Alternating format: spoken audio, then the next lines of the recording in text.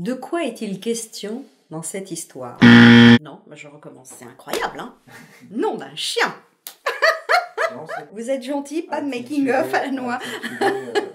Cette histoire nous montre le processus de validation inconsciente des croyances. Nous voyons ici les groupes humains fonctionner et exercer une sorte de pression inconsciente au niveau silencieux sur chacun de ses membres pour que chacun adhère à la croyance dans la mesure où elle est crue par suffisamment de monde.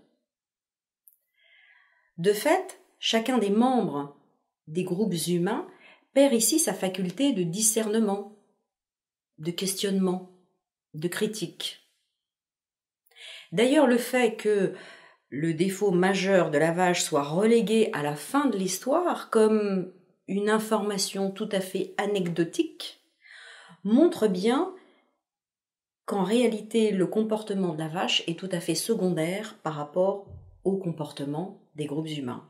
Nous voyons là deux notions.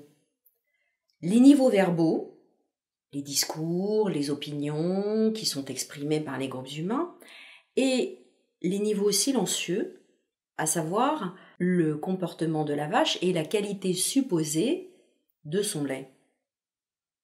En sémantique générale, c'est ce que nous appelons la carte et le territoire.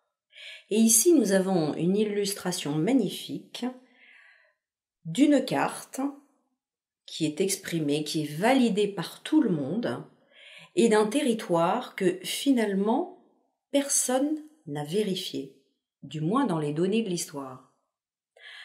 Effectivement, pas une seule personne ne réfléchit aux moyens de pouvoir retirer le seau avant que la vache ne donne un coup de pied dedans pour vérifier si le lait a effectivement les qualités qu'on lui prête. La carte et le territoire, dans cette histoire, sont deux éléments quasi irréconciliables, c'est-à-dire que nous n'avons aucun élément qui nous permette de vérifier s'ils sont conformes.